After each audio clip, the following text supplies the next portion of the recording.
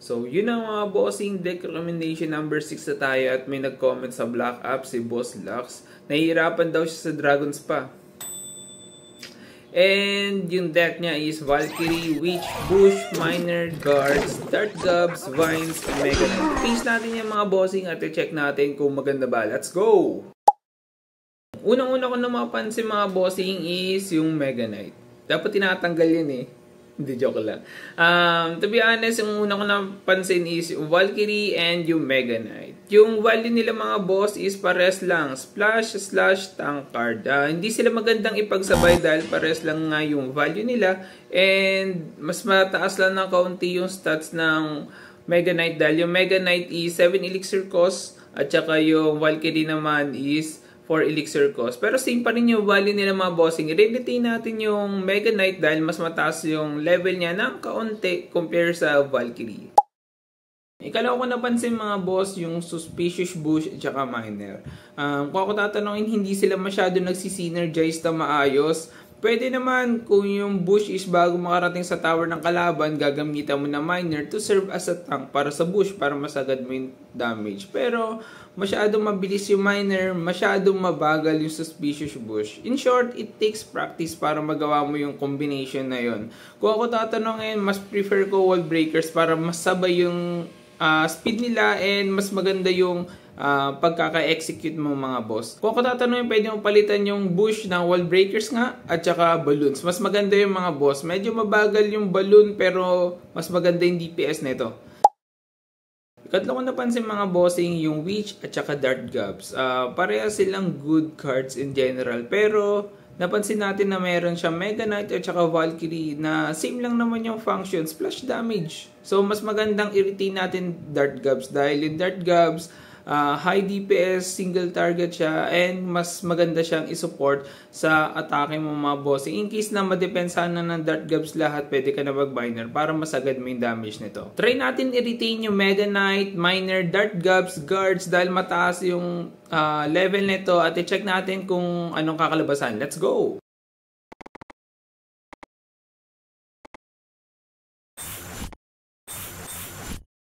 So, yun ang mga bossing na change na natin yung deck niya. At ang una kong ginawa is naghanap ako ng pwedeng i-pair sa Miner.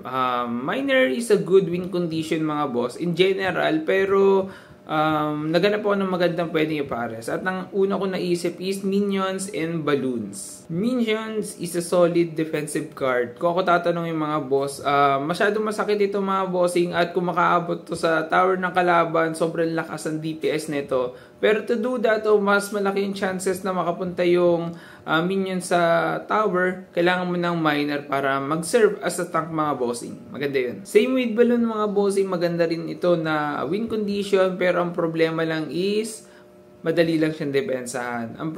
Doon papasok yung Miner, magsiserve ito as a tank para mas malaki yung potential na makapasok o makapunta yung Balloon sa tower ng kalaban. So, in short, nerf Miner.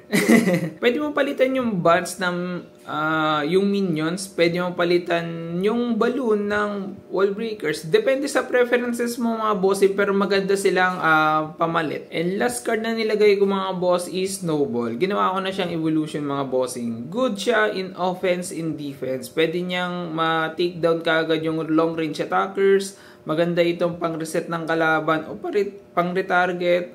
Dahil sa Evo Snowball nito, mas malaki yung chances na makaabot yung Balloon sa execution mo ng Miner Balloon attack. So, mas maganda itong combination mga bossing. So, yun ang mga bossing. Ginawa ko na ring evolve yung Mega Knight dahil favorite ito ng lahat.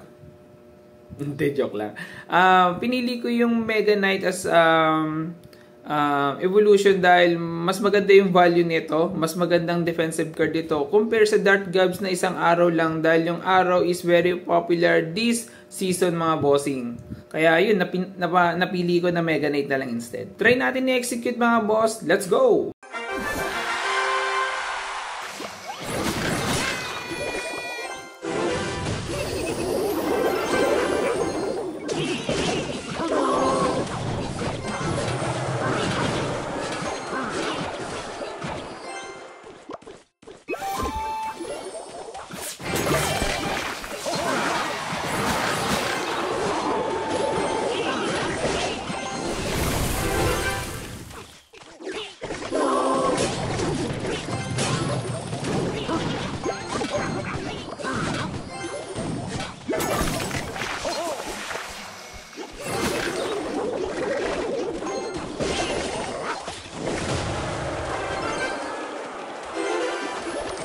Let's go.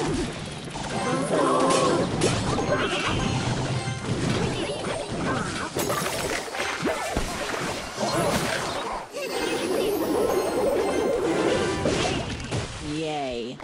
So, yun ang mga bossing, solid yung game na yun. Kung ako tatanungin, maganda yung potential lang deck na meron na ito. Medyo similar siya sa 2.9 balloon cycle, pero medyo iba lang yung tank na meron. Okay, need mo lang munang practice para ma-execute o masagad yung potential ng deck na to. Kung ako tatanungin mga boss, yung deck na meron si Boss Lux kanina, kung i-rate mo siya scale 1 to 10, maybe 6 dahil sa hindi siya masyado nagsisynergize na maayos. Yun lang talaga yung pinaka-problema niya. And kung i-rate naman natin yung bagong deck natin mga boss, 8.5 is a good rate. Not the best pero high potential ito to climb up to Ultimate Champion mga boss. Need mo lang talaga ng practice para ma-execute mo siya na maayos. Thank you sa panunod mga bossing. Sa mga gusto magpa-change ng deck nila, please comment your decks or cards na gusto mong papalitan mga bossing. At mali mo matulungan din kayo ng iba nating Pinoy players mga boss. And see you sa susunod na deck recommendation mga bossing at mabuhay kayo hanggat gusto nyo. Peace.